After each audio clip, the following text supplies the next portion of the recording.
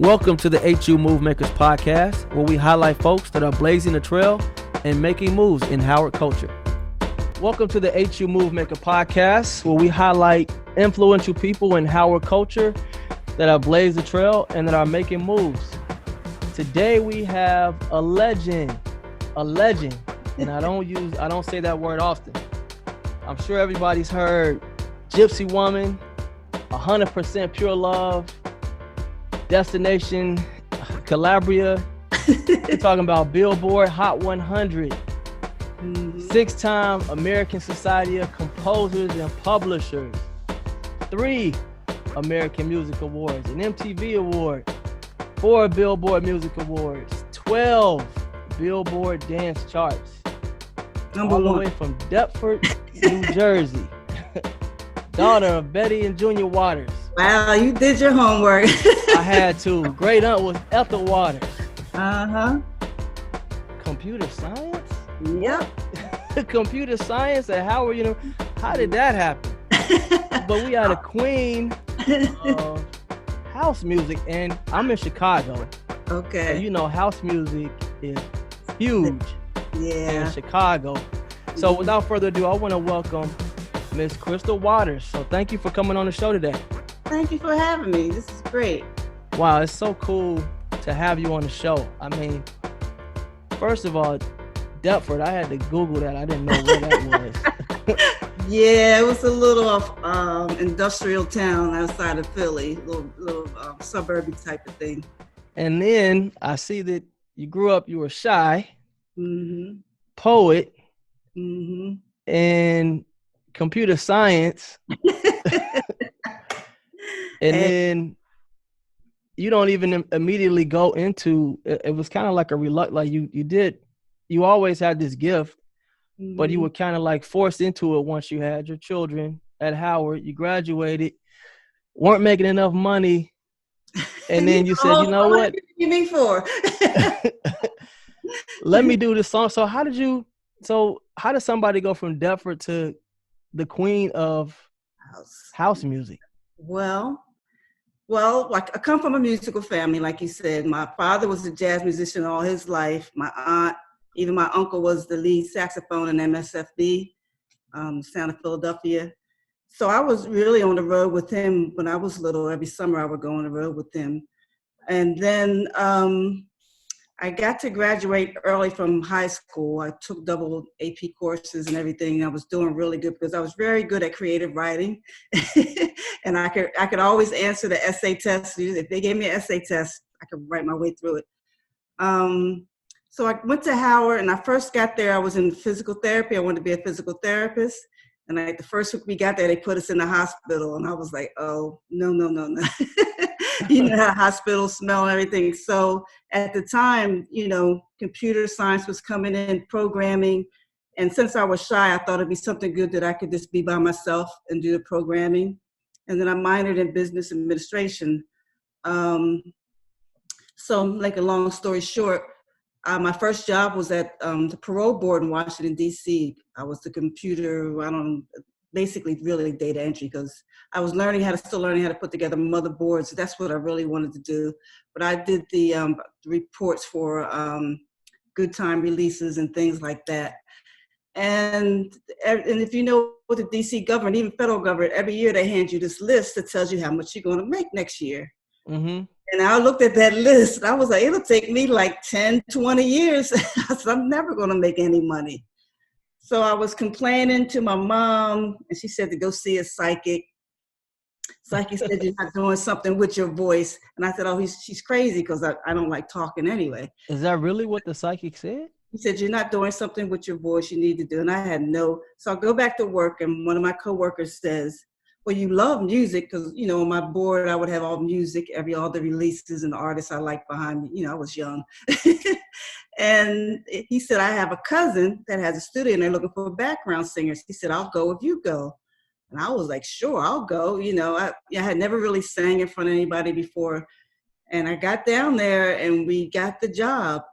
And I made like $600, you know, for a week's worth of work. And I was like, oh, I have to do, kind of like the light bulb moments when you're in the studio and you know this is where you're supposed to be. And then when it was over, Wow. I didn't know what to do next. I said, well, I knew that I had this writing skill. I said, well, I know I can write.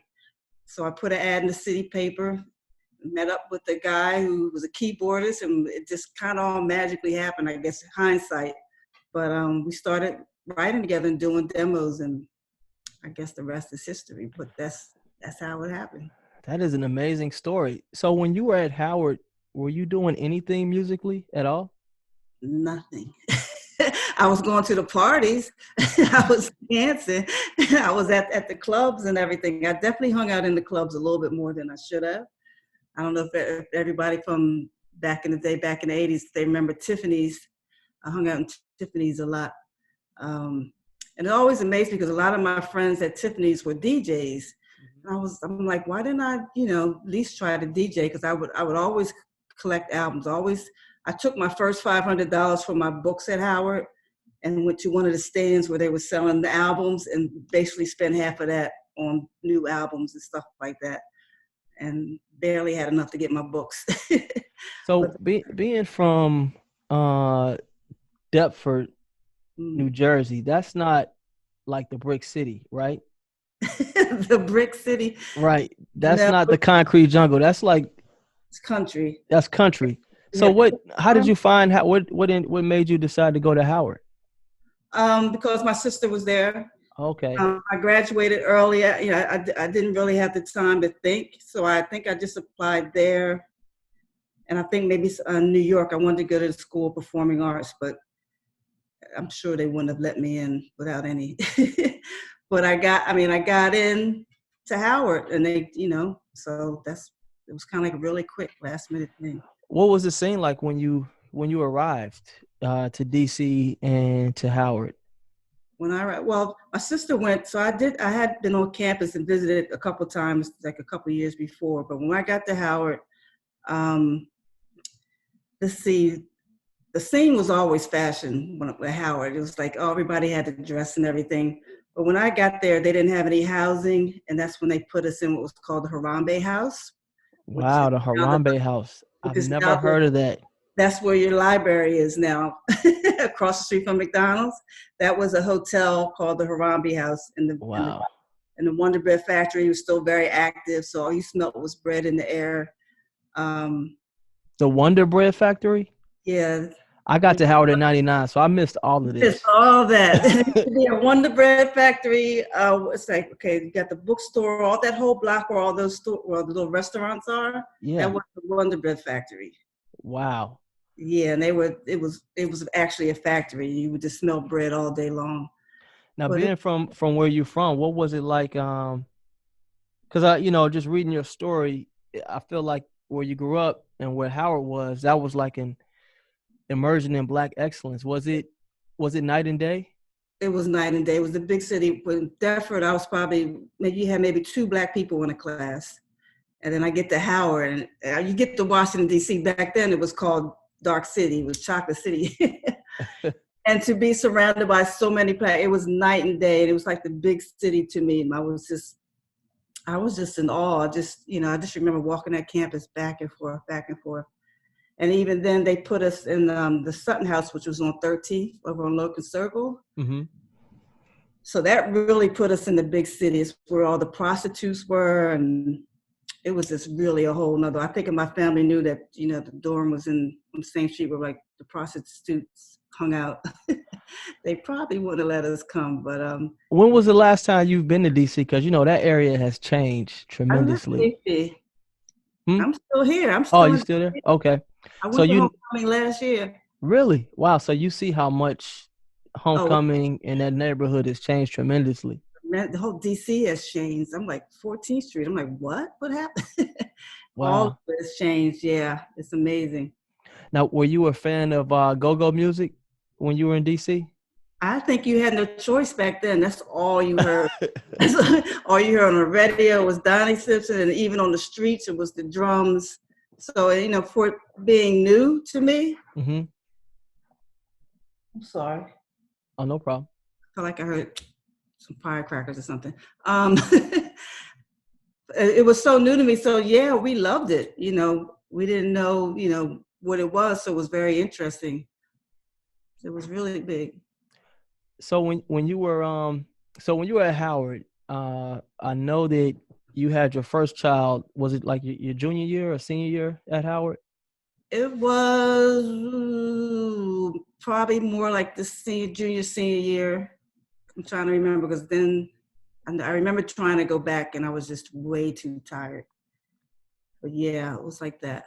Yeah, because your story is just so interesting because you had no intentions of going into music, and I'm sure you have no intentions of having a child, then getting married, and then now you're becoming an artist and you're supporting yourself, So you go from... That's what makes Howard so great.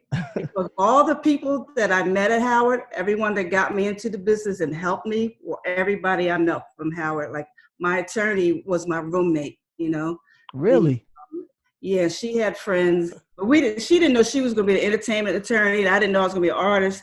But, once it all happened, she was doing corporate law. And she just switched over to entertainment. A lot of the people that, that had, the alumni that was in New York helped me a lot when I got to New York and with the labels, and they knew people and I had advice. And it was all because, I think I got so much out of Howard just from the networking, and also I think I got out of Howard is the deductive reasoning. When you go to college, they teach you one thing: get a problem and solve it. Mm-hmm. I think that was the value that I really got out of Howard, So that's, people go to, colleges to get A's and all that. That's good and all that stuff, but you get a lot more than just, grades and things when you go to a college like Howard. Now, were you writing like part-time at all when you were at Howard? No, I was a full-time student. Man, I just find that so amazing because, a lot of artists, they're constantly working on their craft. So that's interesting. I think it's also cool that Howard network. I hear that so much from people that come out of Howard, even people that go from Howard to Harvard or whatever, they always talk about the network of Howard and how it helped them really get to the next level. Mm-hmm. So you come out of so you when you graduate Howard, you have a child, you get divorced soon after, right? You're making me relive this. I had 2 children, and I think I was at the parole board a couple of years, and yeah, I didn't get divorced. I moved out, and it took me a long time to get out of that divorce. But I moved out. I was started with the background singing, and that's when I started writing. That's when I started writing. After I got, the person I was working with, we did a demo. My father helped pay for the demo. Then I met the Basement Boys, and that's when they started just plowing me with tracks. And that's when I spent, most of my time writing. I remember putting the kids to bed about 7:30, 8, and then I would just sit until midnight and write. And then on the weekends, I had time to go to the studio and record. And that's when it all kind of kicked in. And was that like a big motivator, knowing that you had, the 2 kids to take care of at the time? Oh yeah, that's why I really did. I remember wanting to buy them bicycles, and I didn't have enough money because, everybody has a bike when they're little. Mm-hmm. And I just, I was breaking my heart that I couldn't get them a bicycle. So that's, why I took the job. And then, I started writing, and I was really, it was really good.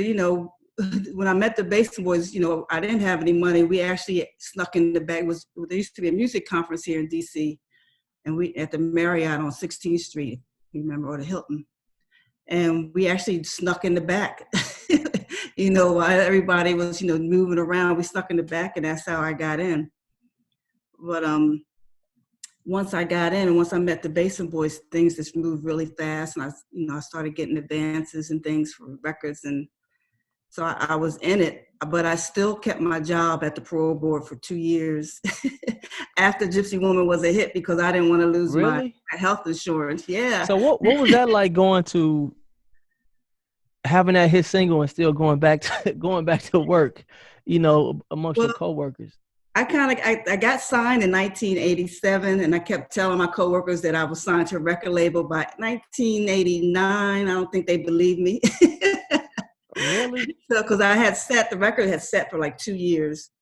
And then finally, Could you imagine if social media was out then, you wouldn't have been able to go back to work? well, let me tell you though, people found out at the jail. So the inmates, because I issued warrants for, and if you were in jail, I calculated your time when you got out. So they figured out who I was, and they started calling the parole board and asking for me directly. I don't know how they figured out who I was, but so that was a little interesting. But yeah, I'm glad that social media wasn't back then. I don't know if I could have handled that. Welcome to the Go Fish Village podcast. As a Chinese proverb says, give a man a fish and you feed him for a day. Teach a man to fish and you feed him for a lifetime. At Go Fish, our goal is to teach individuals just like you how to build wealth through real estate. Wow. So, okay. So, and this is a good story because, a lot of people, may have children and aren't prepared for it. Like myself, my mom had me in college and had to leave college. Then she came back and finished. And of course, Howard women, we produce the best. So I just think it's important for, people to hear, because sometimes people just look at that finished product like, oh, she just came up with these hits and, but you were sitting on this talent the whole time. I read that, you Modern Art, that was the first group that you were with, right? Yeah. That was the name of your first group. And then you signed to the Basement Boys. Did anybody think that you were crazy to have kids and then be like, yo, that's not stable? Yep. I've had a lot of guilt, especially back then. Women, and even in the music business, weren't accepted having babies or anything like that. But yeah, the family didn't believe me. No one. I felt like I had no one except, the people in music, my friend Bert in the Modern Art and the Basement Boys. I mean, I had the kids sleeping under my desk. I had, at work because, I didn't have money for a babysitter. I'd take them to the studio. It's, you have to have a lot of accepting people around to let you do that. So it's very hard. I think now times have changed, that people are more accepting. So, but it was hard. But and you also did it. Bicycles, though. You did what? I got those bicycles. You got those bicycles. You Yes, got those bicycles. I mean, at the very least, I mean, that was a time period where you were able to figure out who really believed in you. You know what I mean? Yeah. So when you were, yeah. Oh, go ahead. You gotta. It really pulls it. From inside. You have to believe in yourself. You have to just. It's all you have. Sometimes it's a good thing when that's all you have and you hold on to it. So if you let too many people in your ears, you'll talk you right out of it. So yeah. Yeah. So Gypsy Woman, that becomes a big hit, and what I think is cool about how you got your start. A lot of times in music, women's kind of have to are objectified, and that wasn't the case with you. And not only that, you were also kind of tackling social issues in your song. Now, I was born in 81, so but I distinctly remember She Just Like Me and You. I distinctly remember that, cleaning the house, my mom listening to it. Yeah. And I remember she's homeless. I used to be like, what does she mean when she's saying but it but it just stuck. Mm-hmm. The melody just stuck in my head. Can you briefly explain the motivation behind Gypsy Woman and Sure. A lot of people only hear the la-da-dee-la-da-da. But Gypsy Woman was actually about a woman who used to stand, where the Mayflower Hotel is on 16th Street? No. There's right at not 16th, Connecticut and K at the Metro stop. She used to stand there. My sister used to work at the Mayflower at the hair salon. And every week I would go, and there's this woman that stood there. She had a full face of makeup, dressed in all black. She looked fine, but she would stand there singing for money, saying, she would sing gospel songs, and I just, I had an attitude why doesn't she go get a job? She needs to go get a job. Ain't nothing wrong with her, that kind of attitude. And then the city paper did an article about her, and it said that she had just lost her job in retail, and she felt as if she was going to ask you for money, that she needed to be respectable, look respectable, and take care of herself, and be, to honor you and Oh, honor okay. herself. So it really changed. It told the story how one day she had it all, the next day it was gone. And it just really changed my whole attitude and idea about homelessness. And back then in DC, the homelessness was bad, and AIDS had taken over. So it was really, really kind of dreary. The economy had fallen. So when I got to Gypsy Woman, the track to write to it, all I could think of was la da dee, la da da, la da dee. So I was trying to put words to it, because I usually do melodies first and words. But there's no words that short that fit in la da dee, la da dee. Uh-huh. So I said, somebody's singing this. So I thought about the woman standing in front of the Mayflower Hotel. And it really took a long time to people understand what I was really talking about. You also have to understand dance music. House music was very new. A lot of people didn't like it and didn't understand it. And I know for me at the time when we went to record the video, they tried to put me in all this scantily clad stuff, and I was like, that's not me. Mm-hmm. So I give it up to Mercury Records. They said, all right, what do you like? And we actually went through magazines and looked around and found something that fit my personality. So I'm very proud of that. I mean, some people like showing their body. There's nothing wrong with that. But back then they would try to mold you into something that maybe you weren't, just to give an image. So, yeah, I know that you like being able to control your image and the sound of your music. That was very important to you. Were you ready for stardom, being that you were so shy, and were you ready for that? Not at all. You think you get all the applause and everything, that you're going to be happy, but you find out that's kind of a false happiness. If you're not happy within yourself, nobody clapping for you is going to make you happy. I say that's why you see a lot of drug addicts in the music business, because you think you're going for one thing and it's not what you think it is. But I did not like being, I like walking around and nobody knowing who I am. I still have issues with that. I'm not the type of person that shoots for fame and wants to be in everybody's faces and things like that. It's good for some people, but for me, it's really not for me. I just love doing the music. I get the business part of it now, I will tell you that. So that part of it, I think I really kind of handled very well, more so than the fame part of it. That's interesting. Would you find that because you don't want to be in the limelight, that now there's even more of a demand for you? Does it work like that? Does being in? So sometimes, I feel like, a certain artist, like Jay-Z, for example, or Prince, where they're not the most outgoing when they in front of the camera. Now, when they get on stage, it's like they transform into, the artist that they are.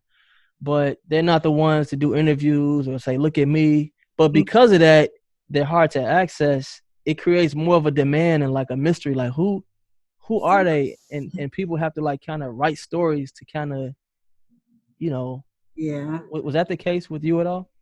I just did an interview the other day, and the guy said, you have this mystique because you don't do interviews. I said, oh, do I? I don't know. Some people may see it as that. But I do understand. I call it the Michael Jackson syndrome, because if they're at home, you would never know what they were like on stage, and then when they hit the stage, something magical happens. And I kind of feel like that happens when I go on stage. Something just lights up and changes for me. So I do love being on stage. I love traveling. I love touring. What is it like to be, to work in a structured environment like, parole board, and then you get on stage and you get that energy from fans who you don't like? You're like, man, they know all the lyrics to my song. What is that feeling like? That's very, very satisfying and fulfilling, that, I created something that makes people happy. You know what I mean? And I tell my dancers, it's very important. A lot of people get on stage and want people be about you. I said, you have to realize you are an entertainer. Your job is to make every person in that audience smile and happy. So that's how I approach it. And that's what makes me, when they smile and clap, and that's what makes me think I did my job.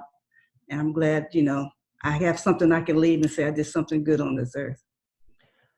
So so now your music comes out, Gypsy Woman, and it's kind of like they don't know, is it house?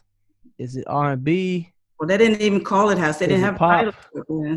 Really? They had me in the black division. They thought it was black music. And then when the video, the next day, they're like, oh, nope, we were switching you over here to this department. Then I went to the pop department. But as the years went on, developed, and people started calling it house. They didn't know what it was. It was just too new. So what would you classify it as? Oh, it's house music now, definitely. Mm-hmm. Definitely house music now. Now house music has lots of genres now. So, and it's the whole thing of EDM, white people coming in, taking it over and changing it to another name. That's the whole thing with that. But it's lots of genres now, and I'm just happy I was a part of the beginning of it. Yeah, I mean, to be considered, the queen of a genre of music, when you first started, and a lot of this is just based on my research. This is not from me like knowing it, but I always say there's more than one queen. There's a few of us in the house industry. I would say to be on like the Mount Rushmore of or one of the pioneers, I should say, because you can't talk about house music without mentioning you. That would be disrespectful. Mm-hmm. Your music, it was, unconventional, but yet super like successful. You know what I mean? Like and I would imagine that because it was so new, it was probably a lot of pressure on them, on you to like fit a certain mold or like do this, or maybe some people thought you were going to be like a one-hit wonder. Mm-hmm. Did you ever have anxiety? Like, I know I have this great talent, and now the business of it sometimes can interfere with the art of it. Oh God, everybody was in my ear. You would have thought I had nothing to do with my success. Everybody was in my ear. There was a lot of pressure on the second album to come up with another hit. I was called a one-hit wonder. What else was I called? I got made fun of on Living Color. I had family that wanted me to do jazz. I had people saying, when are you going to do real music? I had to, I tried to write more conscious songs, and the record label was like, nobody's going to dance to that. I'm saying, well, thank God you weren't over my shoulder when I wrote Gypsy Woman about a homeless woman. So it was business took over. It really kind of took a lot of the joy out of it. I'll be honest. So how do you block that noise out? Is it like somebody that you have on your team that says, all right, I'll handle this, Crystal, you just be creative? Do you have to listen to all of those things? I didn't have anybody. I think maybe, so hopefully other people do, but I didn't have anybody like that. I had 2 babies at home, and the father, threatening to take them away from me because I was on the road. So, and then I had the record label say, well, if you don't come and do this, we're going to stop promoting your record. So, because I would try to be home with the kids, but they know you got to do this. So it was a real battle. It was hard. Was it tough, like dealing with that type of success? Because, I hear from a lot of women, even my mom is an entrepreneur, insurance agent in Chicago. I am too. But she, I can remember ever since I started, 9 a.m. she was gone, 9 p.m. she was getting back home because she had to run a business. Mm-hmm. Did you feel a level of guilt? Oh yeah, you have to remember. Like you had to pick. You gotta remember, we didn't even have cell phones back then. So to get a call, if I'm in Europe, lots of places in Europe closed at 6 o'clock back then. So you'd have to get an operator on the phone to actually make a call to the United States, and it was too impossible. So it was very stressful. You couldn't make phone calls. You couldn't get food after a certain hour. And you got to know, as a woman, it was very hard. You get dismissed. And it was just, I don't know, it's just hard to explain. It was just so new. I had never been out of the country before either. And then I would come home after this tour, we were doing 2-3 shows a night, things like that. And I come home and all the kids was me. They didn't want, the nanny to do anything. I had to take them to school. I had to do it all. They were nobody but me. So I always remember I would drop them off at school, and I was always too tired. I would have to pull over on the road and take a nap before I could even. Yeah, it was what got you through it? Well, because I know it had to be times where you were like, man. I had to provide for my children. Mm-hmm. I tried to do everything everybody said, which, after a while, by the third album, took a toll on me. And then when I finally spoke up and was like, this is what I want to do, that's when everybody was like, what? You want to do what? I was, I felt like I was making everybody else happy except me, because I was the one that was running around doing, a lot of the work, the traveling and promoting. It's a lot of promotion that goes on with releasing the record, especially back then. We did a lot of free shows, a lot of travel. And this is before mental health becomes a big topic. This is when you just got to tough it out, Yeah, that's where, you gotta have a glass of wine, and all of a sudden you gotta have this, and all of a sudden, So, but luckily I had my kids, and it kept me stable. I'm glad. So I know you alluded to earlier, in Living Color. Mm-hmm. In Living Color, at one end, I guess you could say it's like the gift and the curse, because they say it's exposure, but at the same time, you're someone that's been writing since you were young. So, whole thing was they missed the point of the song. Right. There was serious stuff going on. That's like me writing about Black Lives Matter right now and somebody making fun of it. Mm-hmm. I just didn't get that. I didn't like it. I didn't get why they would hate on something like that, So that's it. Now, did they ever apologize for that, or was it just a joke? No, but like you said, the record label, I did get calls of congratulations from my attorneys saying, and it sold 100,000 more units. So but it really hurt my family. You can imagine seeing somebody making fun of your mom on TV. Mm-hmm. So yeah, it really hurt my family for a minute. So when I look at people doing that now to other people, I don't really have much of a sense of humor for it. So. No, I definitely don't blame you, because, when you tell me the reasoning behind making Gypsy Woman, and then they just chop it up and make a joke out of it, and that again, your attorney calling you saying congratulations, that again speaks to like the business side of things. Like, yeah, like this is art for me. This is something I created. I'm not trying to be made fun of. But you rebound with 100%. To me, that's my favorite song of yours, that 100%. Pure Love. I mean, what was the motivation behind that one? That one was kind of, I had a boyfriend it was for, but it was also that's when I would love if somebody made a song about me and it became like and it becomes a hit. I would love that. Yeah.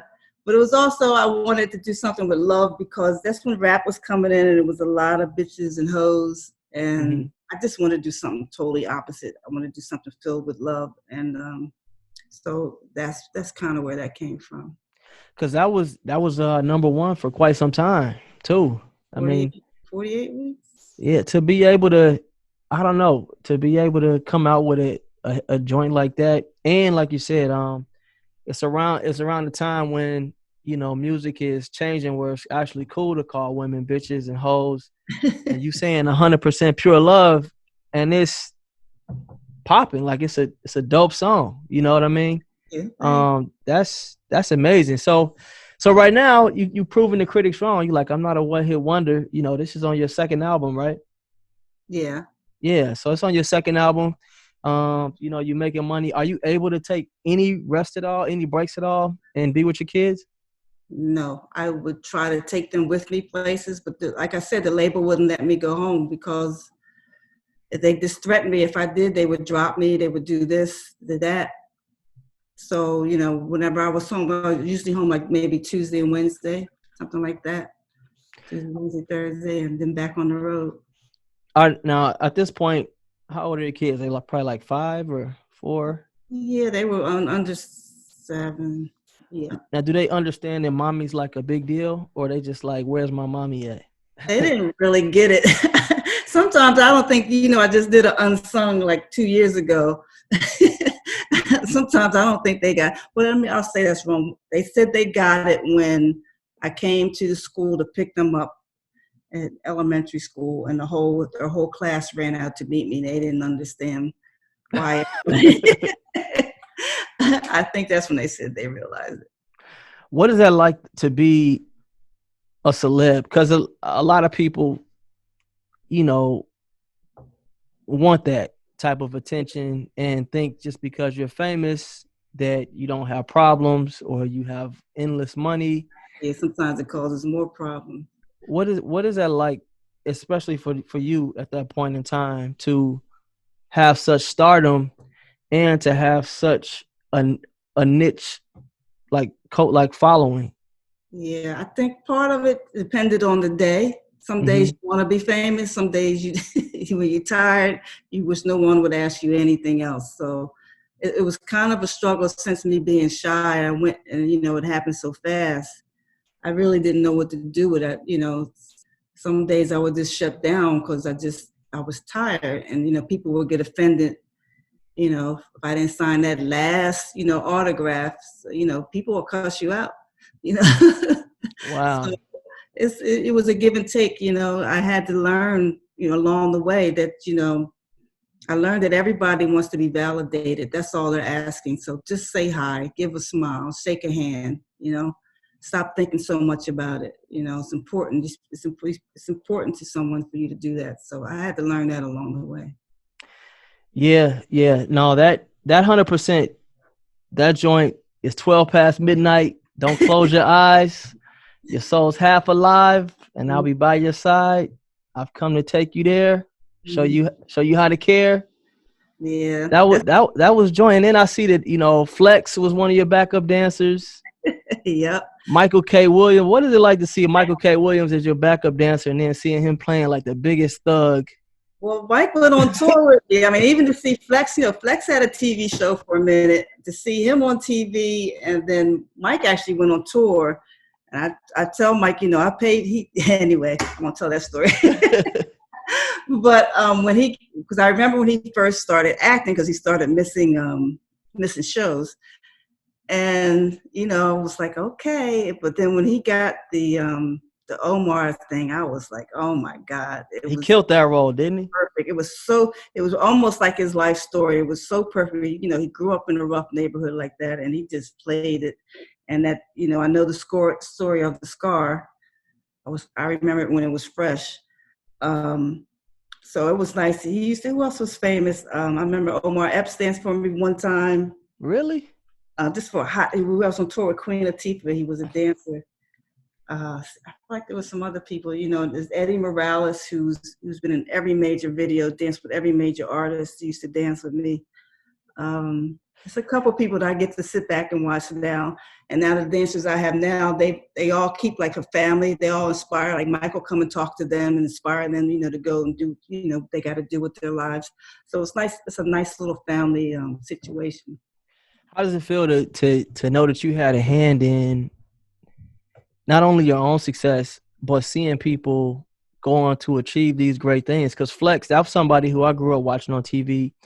Omar Epps, he just dropped something with Nia Long that I just saw. And then, of course, Michael K. Williams. I mean, when I was at Howard, we used to have nights where we used to just watch The Wire. So that was like that was a huge deal. Mm-hmm. And to know that that's kind of like the Crystal Waters tree, how does it feel when you see those things? It's, it took a long time. In hindsight, like I was talking to the dancers, they were like, you fed a lot of people. I've had a lot of this. I have a love for dancers, and I try to hire as many as I can, because I feel like, they're expressing my creation through movement, which really brings the song to life. So it's really nice. They really helped me, though. I tell the dancers, when I first started, dancers took me in and they taught me, how to emote and how to move and things like that. So it worked out for both of us. But I hope to keep on inspiring people, songwriters, dancers, and everything. So all you need is somebody to believe you, like one person to believe in you, and you can go a long way. Absolutely. Yes. Certainly about an opportunity. So I feel like the next song that I saw this video actually Released in the Ghetto. Is that the name of it? Mm-hmm. That was kind of different from So it was Ghetto Day or In the Ghetto? In the Ghetto. The one where Ghetto's a dance song. Ghetto Day's more of an R&B-ish thing. Yeah, I saw that. Now I saw the video. I think your daughters were in that video. Yeah. If I'm guessing right. Okay. So I saw that, and then I saw you got a little risque in the video in the song after that. What I Need. Yeah. Was that your own doing, or was that label pressure, or was you just trying to be creative? That was the label. I did not want to be in a bathtub. But it happened so fast. They say, "Well, come to a meeting," and next thing you know, they're putting a wig on you and doing it. Come on, we're going to do this song now. I think the videos I did with Marcus the Spell, which was 100%, and What I Need, not What I Need, Relax. I feel like there's one more where it was very creative. Where I don't know if you saw Relax. It's a very kind of space age thing. Mm-hmm. There's some more kind of things that I enjoy doing. Okay. I think I might have saw that. So you start to develop a following by the gay community. Mm-hmm. They really embrace you. Did you know that? Yeah, well, actually, house music really started out with the gay community too. They were just as much involved as well, because a lot of this music started in the underground, in the warehouse, when this was the only place that they could go and, be themselves. Oh, okay. So, yeah, they didn't come along later. They were kind of there from day one. And I tell people now, a drag queen taught me how to do my makeup, because like I said, I was shy, and I would just sit and watch them, all these big personalities, and it was just way, more than I ever seen from being from Deptford, or even at Howard. Howard was straight up, business school for me. So yeah, it started out with the Black gay community, and I then it just evolved. Were you always, being from Bedford, being from Howard, being Black? I mean, were you always comfortable in that environment, or did it take some getting used to? I actually enjoyed it, because I saw these people that people did not accept, not afraid to be themselves. And I just admired that so much that, this is when they were getting killed. They're still getting killed for being gay, and AIDS was around. And no matter what, they were just so proud to be who they were. And it was, this kind of affected me, they're not afraid to be like that. Why not be yourself, So I actually embraced it. And I kind of felt like, I wasn't going to let anybody, hurt them. I think there was, at that time, nobody would do gay prides. Nobody would touch it. And I would always perform at all the gay prides, and I would always do everything I could for the gay community at the time, because nobody else would go near it. They thought it would ruin their career. So that's why I think I have the following. I still have the following, because, I've been there from the beginning. And still there. I still, still there, So you did Wigstock, which is like a big drag. Is that like a drag concert? I did. Lady Bunny started Wigstock, and it was basically for drag queens of the wigs, and they put together a nice. But you come out dressed as a man. Yes, I did. Now today that wouldn't even be considered a big deal. I did a lot. So people always thought I was either a man or I was gay, because I had the suits on. So we were like, well, fuck it. Let's just, it was my way of being creative. Like, Grace Jones did her thing, and, I would come out as a man, or I would have one of my dancers come out dressed as a woman and back up. People would clap thinking it was me, and he would turn around with just a bikini on. I always did something a little over the top in the shows. And I don't know, they loved it. I mean, it was gay prides. It seems like that afforded you a license to just be as creative as you wanted to be? It was kind of the fuck it thing, like, why not? This. I don't know. I just felt like, this was what was happening at the time, and this is what I could say about it. Yeah. And that's what we did. So, but it was huge though. Like I watched it. I watched it come out, and I tried to take my mind back to, 20 plus years ago, and watching you do that. I mean, were you not? Because you said so many people were probably like, it's one thing to say, okay, I'm gonna go perform at this event, but you took it a step further. Like, not only am I gonna perform, I'm about to dress up, like I'm about to feed into every. It was a drag show. Yeah. So I dressed up as drag. Yeah. But I had been doing it for a while. I was starting to do a lot of gay shows, and I think the gay shows were fun, but it was the straight shows that would be the funniest. I got the most joy out of that, because you got to know I do different types of crowds. I do the gay crowds, I do the white straight crowds, I do the black straight crowds, I do the queer crowds.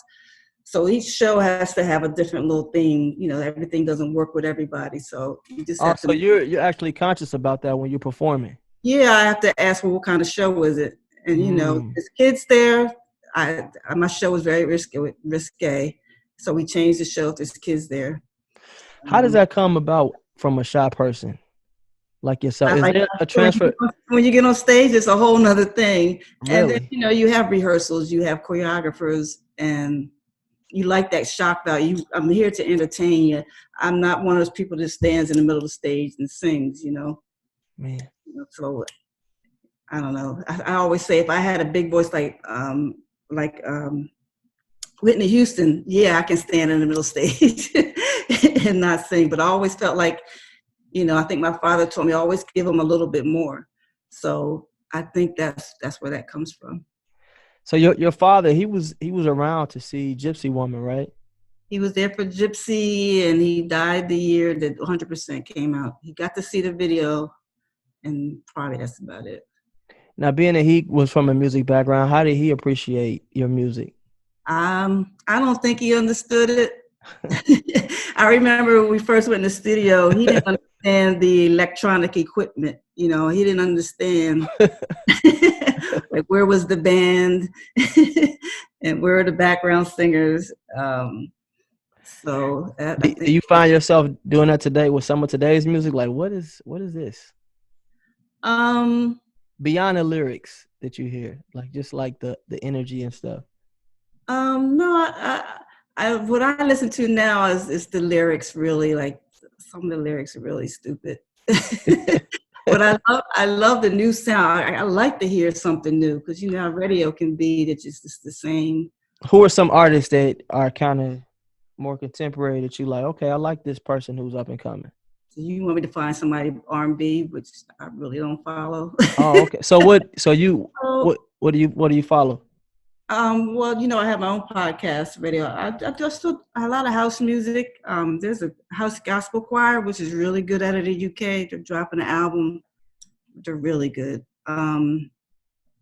There's a lot of I hate it because it's DJ names, but there's a lot of singers out there still doing stuff. As for what's on the radio now, I mean, I've always loved Drake for the last, how long has he been out? 10 years? Yeah, he's been out for a long time. Yeah. And, I love Beyonce. Can't get, nothing can go wrong with her. As for songs that I get excited about, I know I like Doja Cat. Am I saying that right? Doja Cat? I haven't heard of Doja Cat, but I'm asking because I want to go listen to it. Oh, you heard of her, because I'm not going to sing her songs, but yeah. So that stuff, yeah, I do. I still listen to the radio daily. And like I said, I have a house music podcast. It's all vocal house. So I get a lot of music in, and I go through like 100 tracks. Oh, nice. Yeah. So I love it because I get to hear new stuff. And, I think I'm going to start, this month, I'm going to start doing a little house music history fact. Because some of the kids in Europe thinks that house music started in Europe. And I want to make sure. Yeah, you got to correct it. When was the last time you were in Chicago?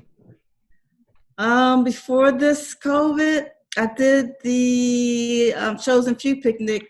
Yeah, because I was gonna say we have the Chosen Few picnic every year. It's really, really big. Oh, all those guys. I worked with most of them. I did it a couple years ago. It was really good. Yeah, Howard always has a section. Say again? Howard, we always have a section at the Chosen Few picnic. Oh, really? I didn't know that. Yep. Yeah. Obviously, I know it's canceled this year, but yeah, if you come back, we will have our crystal signs. And I know. I was asking last year. I was like, if you need somebody, but yeah, I stay in contact with all those guys. So not only are you skilled in music, but you also did a lot to combat AIDS. You gave money. You did like a benefit album back in '96. So you not only got the support from the gay community, and and not to say that all gay people got AIDS, but at that time period, a lot of stereotypes were that's where AIDS had come from.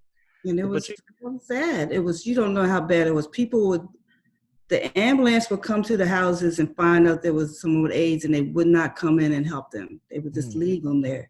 It was really, I know you weren't alive while you were just born, but it was really inhumane how they treated people with AIDS at that time. And, I think that's why part of Howard, it was in me, because, when I remember I got to Howard, they were burning effigies on the lawn, on the yard, and protesting, sitting at the A building and all that. And I think saw you said you were protesting too. You was right in the A building with them. I sure was. I remember being distracted, sitting in class and then seeing somebody out in the yard protesting and stuff. So, that was the first time I learned that you could really do something with your voice. And I think that kind of, stuck with me. And so, yeah, I was just watching the biography for Lewis, who just died. And, he said, get in the way. That's what you got to do sometimes. So where does that philanthropy side of you come from? Did you just saw your friends in need and just wanted to? Well, I just said by Howard. I think I got it from Howard. You have to stand up for your rights and what's right. Sit at the A building, whatever you got to do, march, protest. When something's wrong, you got to go in and say something. At least do something. Or at least I could do was write, or do something. Perform at a show to raise some money. That's the easy part. Yeah, definitely. So, so you rocking. I think so. At this time, I think I want to go to like the third album that you come out with, now the third album. Were you still with the Basement Boys at this point? Yeah, but it was in a lot of turmoil. Yeah, so you were trying to get out of the contract with them, right? Well, I was trying to get the right to work with other people. I didn't want to stop working with them, but they took it as that because the label had all these other producers that wanted to work with me, but the way the contract was written, I couldn't. And then they had their own turmoil, things going on between them. They weren't speaking, it was. I think the fame and the money just kind of, everybody just went. Yeah. So, and the label at that time, the labels were dropping all the dance artists, and they got a new president. The guy, who was there when I was there, he got fired. And a new president came in, and he only wanted to do pop music. I mean, what was that group? I can't. Anyway, and the Hanson Brothers. The Hanson Brothers. There you go. They became priority, and me and a couple other, and then a lot of the R&B artists went to Motown from Mercury, and then they just let it go, all the dance artists. Welcome to the Go Fish Village podcast. As a Chinese proverb says, give a man a fish and you feed him for a day. Teach a man to fish and you feed him for a lifetime. At Go Fish, our goal is to teach individuals just like you how to build wealth through real estate. So you get out of that deal with them. I mean, what is it like, though, when you rise with somebody and I guess you have creative differences and now you want to go other ways? Is it like they want to hold on to you because they like, this is our golden goose, or if you can't make money without us. Like, how does it feel when you get when business and like lawyers stunt creativity? Like, what does that feel like to go through something like that? These are guys that you work with every day. The lawyers can just kill the whole project. I'll tell you that much. Yeah, just, people, have attitudes. People are mad at each other. People aren't speaking to each other. You can't create in that atmosphere. And then you have an industry that's changing, that is not even really focusing on the type of music you're doing at the moment. So, you don't know if you should start doing R&B, what you should start doing. So I think everything had to stop for a minute. It was time to regroup. So I think we just kind of stopped. We tried to get the momentum back, but by the time I think the energy was so low that we couldn't get the momentum back at that time. Now, while this is going on, you do have some hits and you're making some money. You buying that bike. I'm pretty sure you're buying a couple bikes at this point in time. Mm-hmm. Financially, are you like, in the back of your head, are you like, okay, are you being smart with your money? Are you being conscious of the business side? I think I didn't buy anything outright. Only thing I spent my money on was my children's education. I bought a house and a car. I didn't have any jewelry, any homes on the island anywhere. I think no homes on the island. No. I don't know if that's being smart or not, or just being, conscious. But the success never went to your head, though. I don't think so. You might want to ask somebody else, but might want to ask the Basement Boys, huh? Yeah, you might want to ask them what they think. But I'm lucky that I wrote all the songs. So, at the publishing I was smart with. I didn't sell my publishing for $1. So that I think I was smart with. And even as I won't go past the third album yet, but.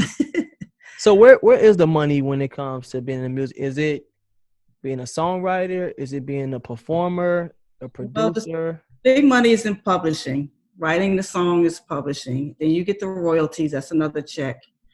And then you get PPL money just for having your voice on the record. Say, that's another check. And then you have Sound Exchange, which is digital rights. And then back then you used to have rights for cassettes. I still find that hilarious. I got a check the other day for about 3 cents. Wow, 3 cents? For cassette sales. So, but the big money is in publishing. Man. And so now when you go on and we, like I looked on Spotify and we got Gypsy Woman, 34 million, 800 something thousand people have listened to that song.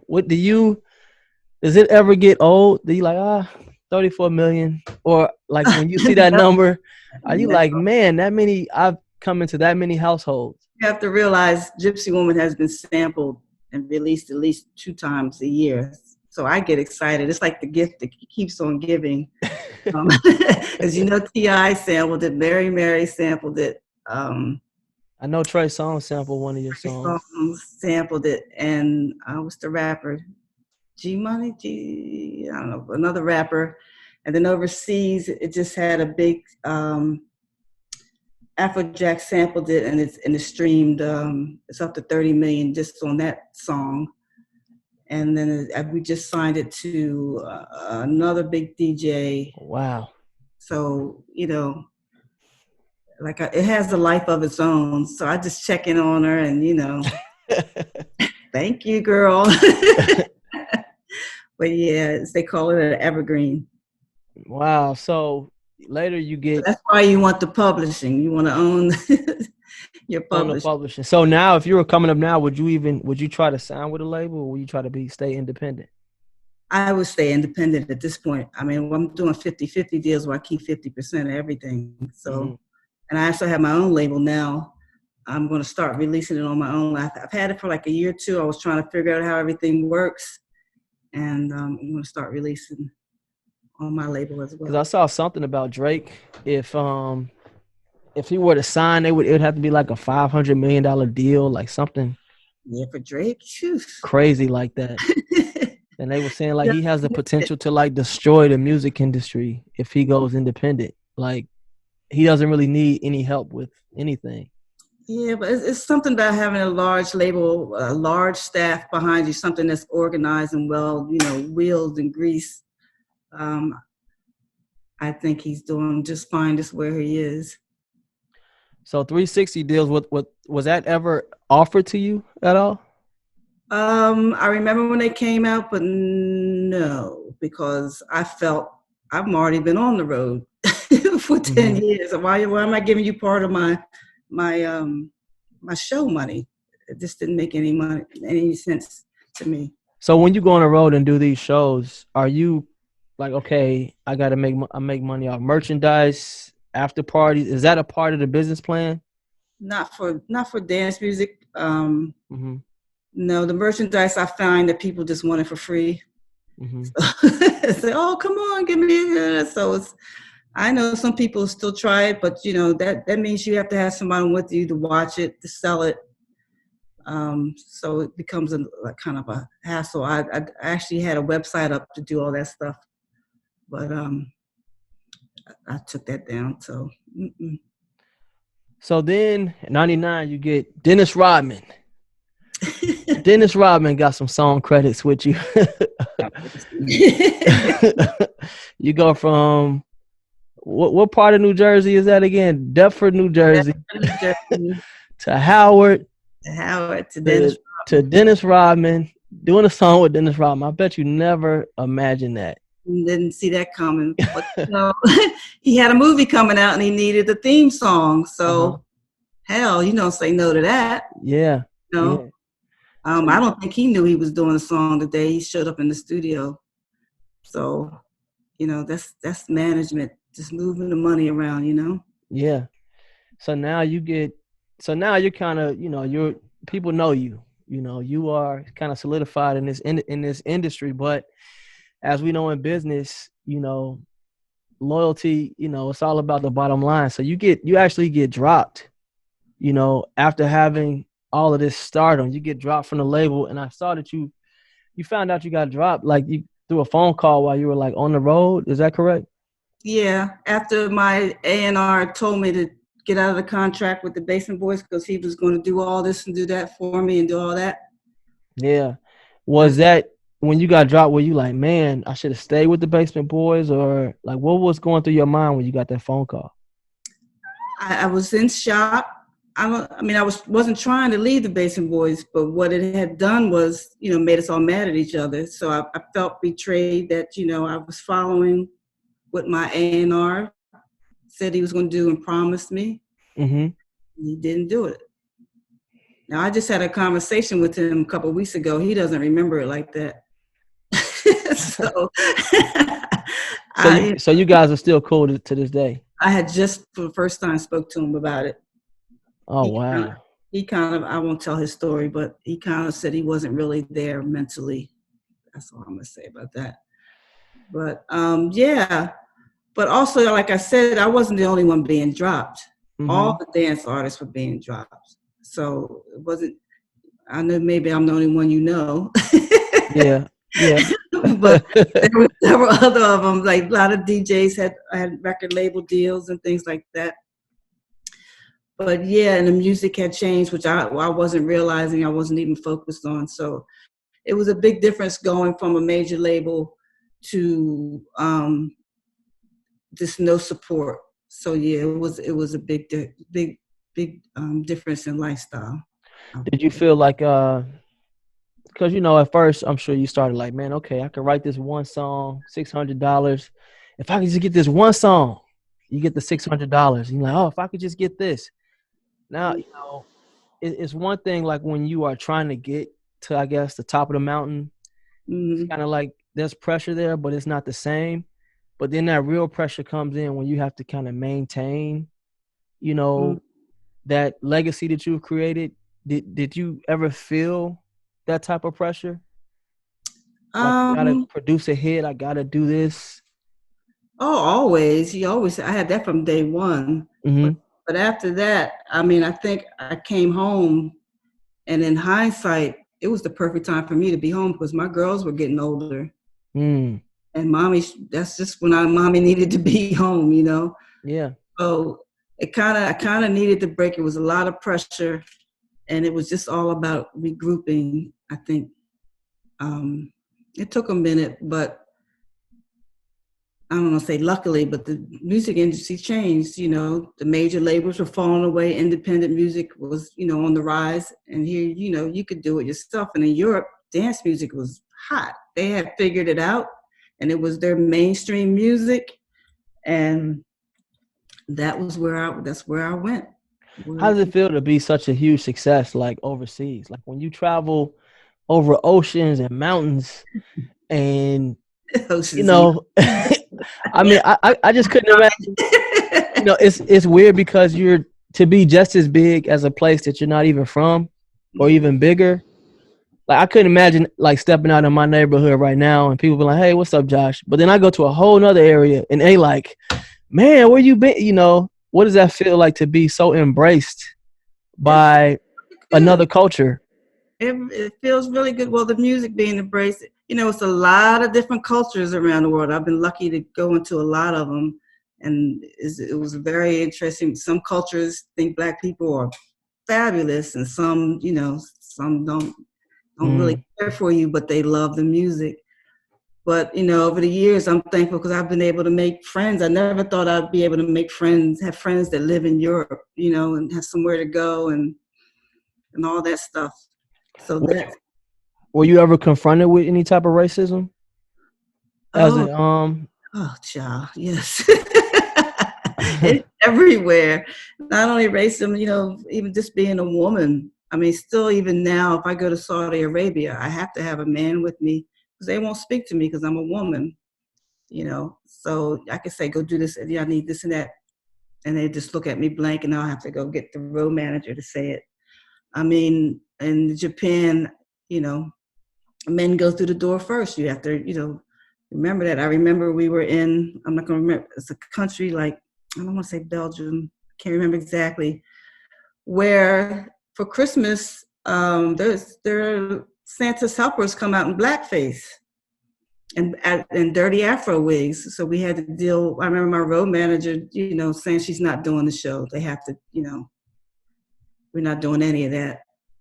And I think finally they stopped that practice like a couple of years ago. Hmm. So yeah, I get asked questions. Why you went to Howard? Why are you so much more smarter than the other Black people in America? Stuff like this stupid stuff. It's just. Wow, really? So, but my father taught me because when he was working, he would do a lot of like Russian ships and things like that. And he said, you have to remember you may be the only Black person they ever meet in person, and you represent the whole Black community. So Hmm. you have to keep that in mind. I have a friend I took to Russia. She's very, very dark skinned. And we're walking through Red Square, and everybody wants a picture with her. Now, I'm supposed to be the famous person. And they all wanted to take a picture with her because she's so dark. And she started to get offended. And I had to explain to her, I said, the only Black people they see is on TV. If they get to see this one in person, don't be that, Yeah, don't you're be right. the evil one, you know, Yeah. you represent the whole country. So, take those pictures and smile with those people. They're out in the country. They've never been to the city, and here they get to see a, Black American person, which is very special. That's a great point. No, I remember going to Australia as a kid and kept getting stopped to take pictures. I thought it was cool though. uh when you what about now when you watch stuff, because everything is it's so much division in our country, with in government and things that we see with how the virus is being handled. um what are your thoughts on how celebrities, or some celebrities, some athletes are voicing their opinions about things? Because back then, when you were on the rise, you did it, but it really wasn't something that you saw celebrities do often. Now it's like a thing, like everybody's jumping on a cause. I'm wondering why we don't see more celebrities in commercials with masks on. I remember when AIDS came out, they would get celebrities, they would, do a little commercial PSA. Are there ads and things with celebrities? Like, I think we should see Beyonce with a mask on, Kim Kardashian with a mask. I think there should be ads. Some kind of. You gonna vote for Kanye for president? What I think about that situation is that whoever his handlers are or his yes men need to wake up. Why they're letting him do this is obvious that something's wrong, that maybe he needs his medication or something, and whoever's around him, someone needs to talk to them. Is it really that case, like when you get to a certain level where everybody around you just says yes? Does that really happen? Yeah, because you sign their paychecks. Man. You're not going to tell that person no when you bought that new Lamborghini you couldn't afford. So, how did you stay so grounded then? Well, you kind of got to know when somebody's saying yes, just to say yes. Like, did you ever butt heads with people and you guys were still cool, but No, I'm not a confrontational type of person. Mm-hmm. You got to learn. You have to learn how to talk to people certain ways. You just can't yell at somebody. You got to explain why you're feeling this way and stuff. But there are a lot of yes people, and you got to realize, some people, they think that they are you at some point. It's just because they're by your side, and they can go ask for things. I've had people ask for stuff in my name. Well, Crystal said she wants a bottle of Crystal. Oh yeah. And I never asked for it, so it's a lot of that goes on. So your success, like I talked about before, 3 American Music Awards, 4 Billboard Awards, Billboard Hot 100. I think it's so cool that you have these awards and you never set out to do any of it. I think that's like the coolest part of everything, is that it's just your life and you got recognition for it. What advice do you have for someone that's shy, coming into Howard, 17, 18, 19, wants to get the best out of Howard, wants to go on and be great after Howard? What advice do you have for that person? As for being shy, I think I just read a lot of self-help books and things like that, and just putting yourself out there, meeting as many people, even if it's just 5 people, going to the meetings, joining this, joining that. Like I said before, I think it was the networking that really helped me with the career that I had, and just having those people, smart people around you that know this, know that. Just getting out there and trying new things. Don't be afraid that you pick this one major. That's the one you got to stick with. Mm-hmm. Stuff like that. And now, you have a skincare line, right? Yep, Boyface. So for men at boyfaceme.com. Boyfaceme.com. Mm-hmm. What made you come out with a skincare line? Well, what happened was, I always believe in having more than one stream of income. Just to let you know, my goal is to have 7. Okay. I don't know where I heard that along the way, but 7 is the magic number. Yes. That's the way you build real wealth. You just don't have one stream. And as I was getting older, I was looking for stuff for my skin, and there was really nothing for Black women. But I had the luxury of going through all these duty frees, trying all this stuff for free, getting $600 jar of this. And I kind of realized what works. I kind of found out that it was really all about the packaging. So you really had to get into the chemicals of what worked or what not, because they'll just put anything in anything and sell it to you, basically. So I started out doing the project I was going to do it for African-American women. And at the time, the niche was just so small that we decided to go, because I have a large fan base. I have a large gay fan base, that I would go with my fan base, do something for them. And then actually, I tested all this stuff on my dancers and a couple of friends. And I actually found out what they really wanted and needed. They're like, I wish we had this. And, they didn't want it to look like this and that. So I started with boy face. I still intend to go to girl face in the next year or so. But that's why I started with men. And it was another, a little passion I had for skincare. And I really enjoyed creating the product, creating the label, the packaging, going through the ingredients and making sure it was clean, that it was, something that was easy and actually works, not just, saying that it works, but testing it, and making sure that it works. How has it been received? It's been received. I'm up on Amazon now, which is doing very well. It's been hard to get men to care about taking care of their skin. Yeah, true. But we've been on an education campaign, getting to understand why and make, this easy. And, you don't have to wake up one day looking kind of dusty, There's going to come a time when you look in the mirror and you go like, what happened to my skin? So, it happens. And, so we got something for you when it does. So we had a legendary Crystal Waters, and the reason what makes an artist a legend is when they could just eat off their old music. And I have new music too. Yeah, well that's my next question. That's my part of my segue. Oh, okay, I'm sorry. But when you can just go and just play something that came out 30 years ago, that's a legend. You know what I'm saying? And when you can just do songs like that, and you still got your old catalog. But I'd love for you to talk about some of your new projects that you have. Okay. I had several. But you alluded, I had a lot of people in America don't know about Destination Calabria, which went #1 in over 20 countries. It was bigger than Gypsy Woman. So then that was like 2010, I believe. Mm-hmm. Quote me. And then I had another one. I can't. Destination Calabria was big. Yeah, like that was sampled a lot too.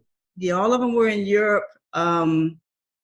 I had another radio hit with Hi-Fi Sean called Testify over in Europe, UK specifically. And then now my latest release is called Party People, which is getting a lot of great reception. We got some big DJ. We got Carl Cox doing remixes. We got some big remixers coming on. It's coming out. We're going to wait till September because none of the DJs are working. So we kind of got released in COVID, but so we're going to wait for the remixes. And then, like I said, in the next couple months, I have some new stuff I'm going to actually put it on my label. Which so Party People. So now you got it where you're basically able to collab with these DJs and get your music out. You know, like Party People, that beat very tempo. Like you dancing. what is it like to look out into the crowd and people doing all type of stuff to your music. People try to hurt themselves sometimes. All type of stuff. And you up there like, it's just so weird it's just so cool, I should say, that you can just transform into that person when you get on stage, because even talking to you, like I would never say, man, like if I had to pick out a lineup, like who's the one that is on Party People? I would never be like, that's her, that black woman right there. Yeah. Like I would never guess it. Your music, you can't help but you have to dance to it. Either you're gonna turn it off. Yeah. Part of your body is gonna move to it. What does it feel like to 10 years later, still dropping joints like that and getting going? People say I know how to ride a beat. Yeah. So that's. I love that creative process, and I love when it comes together because you can feel when a good one is coming together. And I'm really picky now about what I write to. So it's really and Spin. You have to know he was part of that Baltimore team back in the early days. So to kind of reunite with him and do this, I think we were even talking about doing an album. I was like, we have to do one more. So, and it's great, and people really love it. You know, you get that instant feedback now off of social media. Mm-hmm. So I'm on Instagram. I'm not really big on Facebook, but and they love it. And comment, and you know. What's your Instagram? Crystal Waters. Okay, all right, makes sense. What's your creative process like? Well, they send me tracks. DJs send me tracks. If I like it, I have a little songwriter studio here, and I start with a melody because I feel like if the melody's good, you know, the rest of the song can only get better. I do the melody, and then I do the lyrics.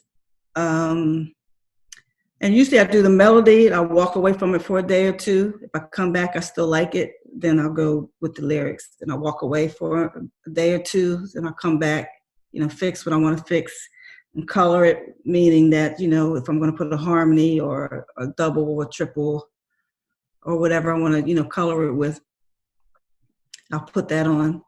And then I go to a real studio and record it with a real engineer.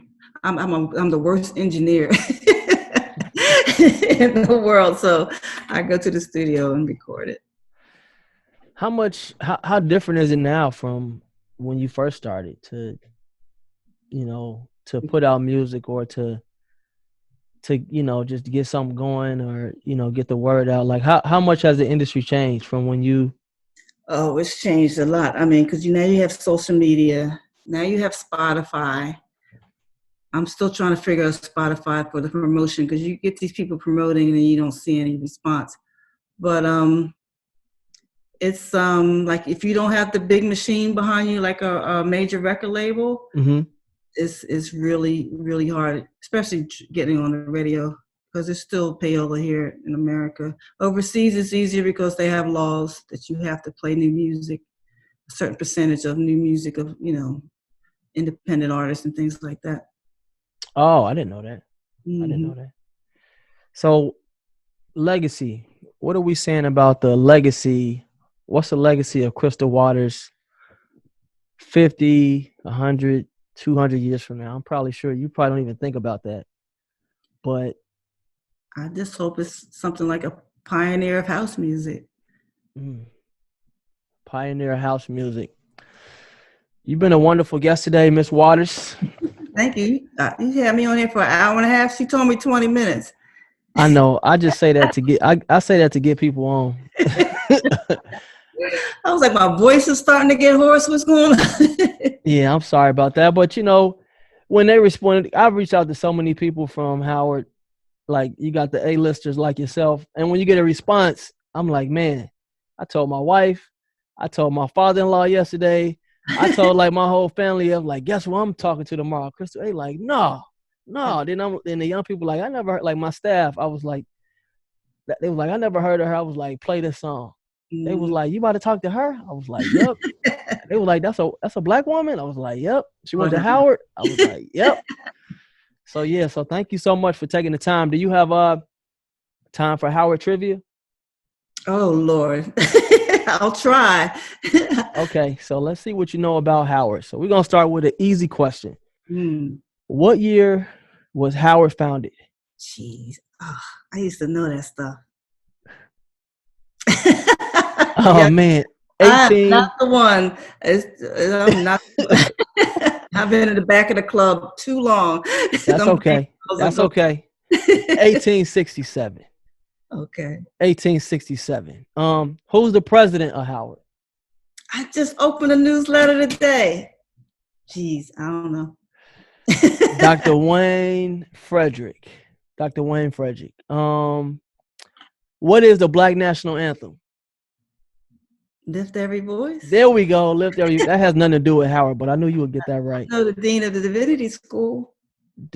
Who was Howard named after? Wasn't he a colonel? It was a white man. General. Oliver Otis Howard. What is the body of water closest to Howard? The reservoir. A lot of people say the Potomac, but you got it right. You got the reservoir. Next is just rapid fire. So I'm gonna say a word, and whatever comes to your head, you just say the answer in one word. Okay. Is homecoming better as a student or as an alum? Alum.